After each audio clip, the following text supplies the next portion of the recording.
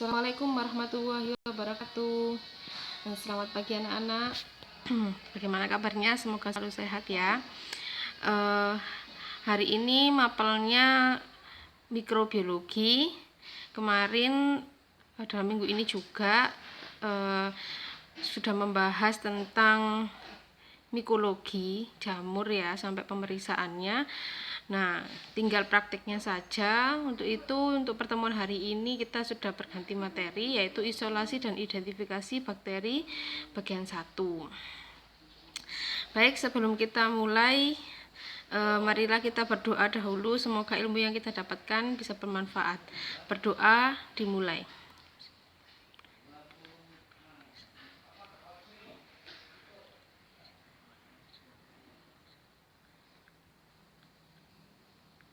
Berdoa selesai. Oke.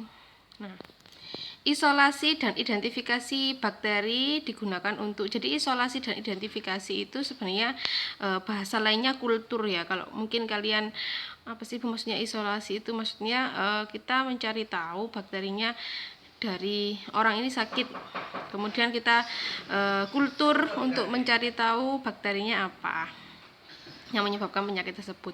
Jadi digunakan untuk yang pertama adalah untuk mencari bakteri penyebab suatu penyakit atau untuk mendiagnosa suatu penyakit. Semisal ISK ya, infeksi saluran kencing. Nah, itu kan juga tidak tahu bakteri yang menyebabkan ISK itu apa, sehingga diperlukan kultur urin untuk mengetahui bakteri apa yang menginfeksi. Kemudian ada yang sepsis ya, infeksi di darah. Nah, itu juga berarti kultur darah seperti itu. Jadi kembali lagi, dokter tidak bisa ujuk-ujuk ya memang ISK, infeksi saluran kencing, tapi kan tidak tahu bakterinya yang infeksi itu bakteri jenis apa. Jadi tidak ujuk-ujuk langsung memberikan terapi. Oke, yang kedua yaitu untuk mencari obat yang dapat mengobati penyakit yang disebabkan oleh bakteri. Nah, ini berarti apa kaitannya dengan nomor 1? Setelah didiagnosa orang ini sakit ISK disebabkan oleh bakteri, semisal bakteri E. coli misalnya gitu. Kemudian dicari lanjutannya yaitu untuk mendapatkan terapi. Nah, itu juga menggunakan teknik sensitivity, nanti akan dibahas di materi selanjutnya. Ya, sensitivitas antibiotik terhadap bakteri tersebut. Jadi setiap orang beda-beda karena kan pengkonsumsian antibiotik setiap orang juga berbeda-beda. Kadang orang ini sudah resisten terhadap antibiotik A, kemudian orang ini masih sensitif terhadap antibiotik B. Jadi untuk E. coli mungkin setiap orang berbeda-beda, mungkin dikasih amoxicillin yang orang 1 sembuh, yang orang 2 dikasih amoxicillin tidak sembuh karena sudah resisten seperti itu. Maka untuk mencari obat yang tepat untuk penyakit yang disebabkan oleh bakteri perlu dilakukan uji sensitivity terhadap antibiotik. Kemudian yang ketiga yaitu dengan biakan murni dapat dipelajari sifat-sifat bakteri lebih mendalam dari setiap jenis bakteri. Jadi rangkaian identifikasi itu panjang ya. Jadi kita mencari sifat-sifat bakteri itu, apakah dia dapat menguraikan laktosa, apakah dia dapat menguraikan maltosa, apakah dia bisa menghasilkan gas, menghasilkan gas H2S, seperti itu. Baru kita bisa menentukan bakteri tersebut itu adalah jenis apa. Dari situ kita bisa belajar tentang sifat-sifat bakteri. Kemudian yang keempat, dalam industri beberapa jenis bakteri diperbanyak dengan cara menumbuhkannya pada pembenihan, misalnya untuk pembuatan antibiotika. Jadi ada pabrik yang memproduksi obat-obatan juga menyemai atau menternak bakteri itu dengan tujuan untuk membuat antibiotik. Nah, seperti itu. Kemudian juga mungkin ini tidak tertulis di sini, untuk industri makanan dan minuman itu juga mengkultur ya. Jadi mengambil sampel dari makanan atau minuman yang akan diedarkan itu apakah mengandung bakteri atau tidak. Seperti itu juga maksudnya itu mengkultur untuk mengetahui adanya bakteri atau tidak. Biasanya yang bakteri coliform. Nah, ini macam-macam sampel kultur. Ada darah, urin, pus, kemudian cairan tubuh ya. Darah berarti orang yang biasanya sepsis ya. Kadang orangnya itu sudah tidak sadar seperti itu memerlukan kultur darah. Diduga ada infeksi sudah mengalir di aliran darah. Kemudian urin untuk pasien-pasien yang ISK. Kemudian pus atau nanah itu biasanya di luka ya, dilakukan swab di luka. Ini syarat-syaratnya harus bersih harus sudah dibersihkan lukanya. Begitupun yang darah itu juga pengambilannya sangat steril ya. Cara pengambilan sampelnya tidak seperti seperti yang mengambil darah seperti biasanya. Dia harus benar-benar di alkohol, kemudian dikasih iodin, kemudian di alkohol lagi, seperti itu baru diambil darah. Kemudian pengambilan urin juga dengan cara midstrip ya. Jadi tidak boleh urin yang pertama kali keluar dan terakhir keluar, jadi harus yang tengah-tengah keluar. Kemudian nanah itu juga pengambilannya lukanya harus sudah dibersihkan dahulu, kemudian diswab dengan swab steril, kemudian baru dimasukkan ke media transport. Kemudian untuk cairan tubuh ini misal pneumonia ya, menginfeksi cairan pleura. Nah, itu juga diambilnya dengan pungsi. Nah, urin juga bisa diambil dengan cara pungsi, langsung di kandung kemihnya. Seperti itu. Cairan tubuh ini banyak ya, bisa otak, kemudian cairan otak, cairan paru-paru, atau asites, orang yang asites seperti itu. Jadi macam-macam maksud. Oke. Nah, pembenihan bakteri ini ada dua, ada pembenihan cair dan pembenihan padat. Nah, pembenihan cair ini banyak tujuannya, bisa seperti media pemupuk, yaitu untuk fungsinya dalam memperbanyak jumlah bakteri ya.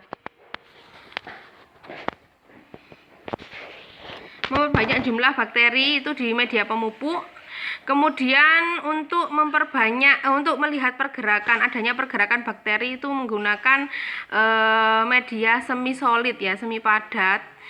Kemudian untuk melihat kemampuan bakteri menguraikan zat tertentu, semisal di media gula-gula. Nah, itu untuk melihat bakteri tersebut bisa menguraikan laktosa, maltosa, manosa, sukrosa, dan sebagainya.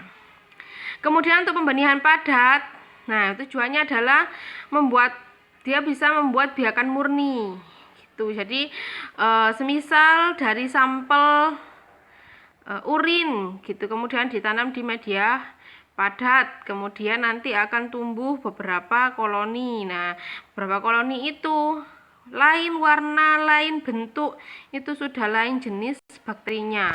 Jadi itu bisa ditanam kembali untuk dimurnikan, seperti itu.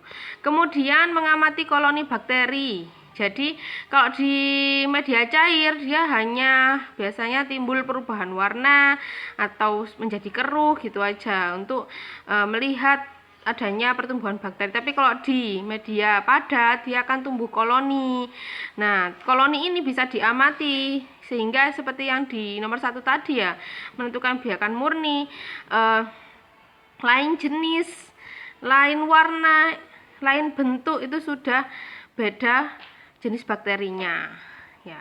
Kemudian kemampuan menguraikan zat tertentu seperti yang dicontoh ini adalah Meconicae.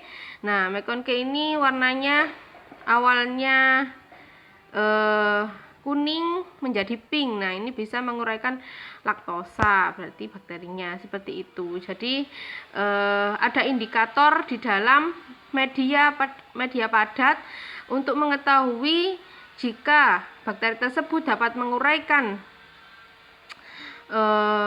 zat tertentu, itu ada perubahan warna di situ. Nah, ini adalah cara inokulasi bakteri. Ya, pertama ini kalau misalnya ini di media padat ya. Kalau di media cair cukup difiksasi osenya, kemudian mengambil sampel, langsung dicelupkan di media cair. Nah, kalau di media padat ada beberapa kuadran, ada beberapa cara. Bisa 3 kuadran, bisa 4 kuadran, bisa 5 kuadran, terserah mau yang mana. Nah, yang pertama yang pasti harus adalah osenya harus difiksasi terlebih dahulu. Kemudian pengerjaannya harus di dekat api atau aseptis untuk mencegah terjadinya kontaminasi. Kemudian mengambil sampel ini setelah osenya dingin ya. Kalau osenya panas tidak boleh mengambil sampel karena akan mematikan bakteri di sampel tersebut. Kemudian baru di strik. Nah, di strik di media padatnya. Seperti ini bisa dilihat first set of strik. Nah, ini yang paling banyak, pertama kali banyak diosrek, kemudian diambil satu garis ke second set strik. Nah, ini diambil satu garis, kemudian di strik lagi. Kemudian ini bisa dilihat yang ketiga, kemudian yang keempat. Yang keempat ini diharapkan akan timbul koloni. Nah, ini hasilnya yang sudah jadi dilihat. Nah, ini akan timbul koloni. Koloni itu yang bulatannya sendiri ya. Jadi bisa dilihat secara satu persatu koloni tersebut. Tapi kalau di remuk gini kan tidak bisa dilihat, sehingga diharapkan nanti ada 1 atau 2 koloni yang bisa diamati. Oke. Kemudian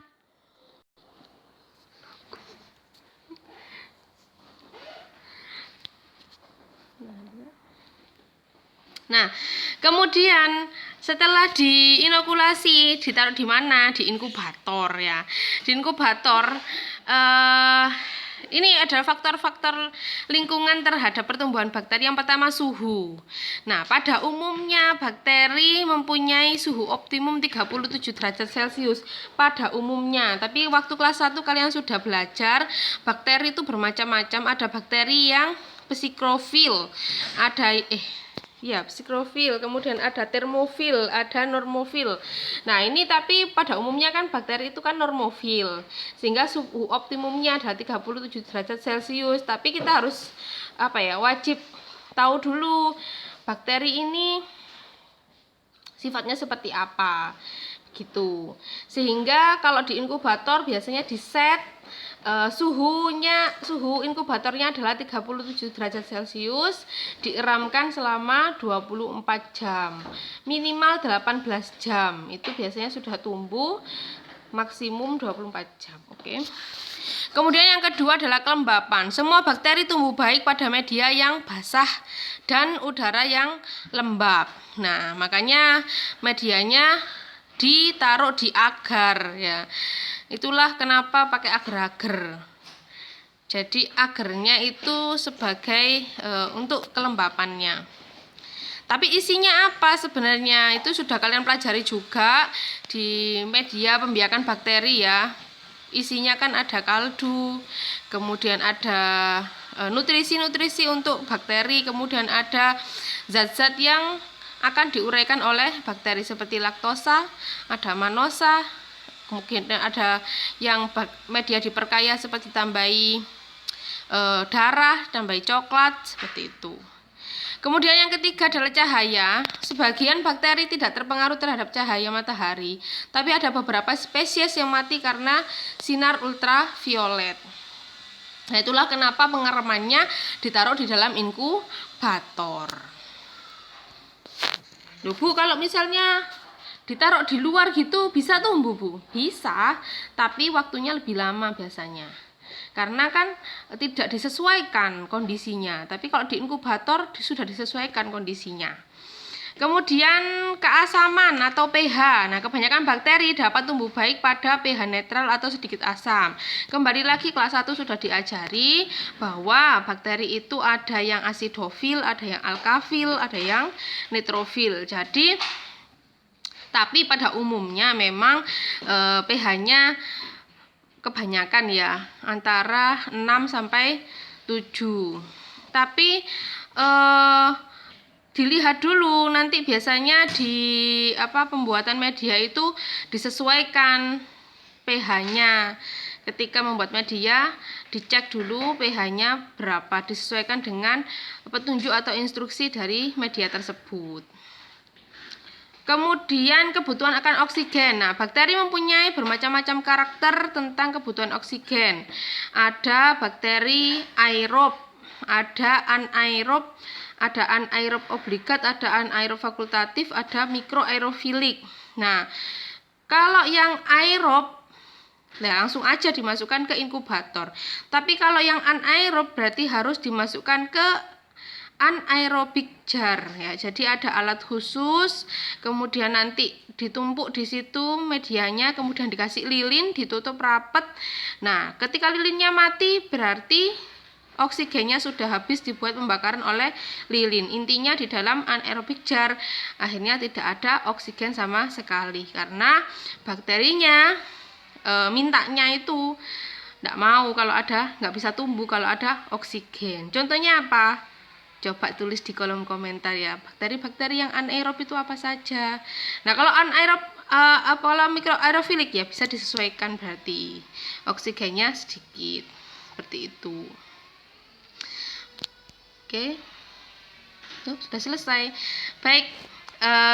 Itu saja yang bisa saya sampaikan. Semoga bisa bermanfaat. Jangan lupa absen. Kalau ada pertanyaan bisa langsung ditanyakan lewat kolom komentar atau bisa WhatsApp.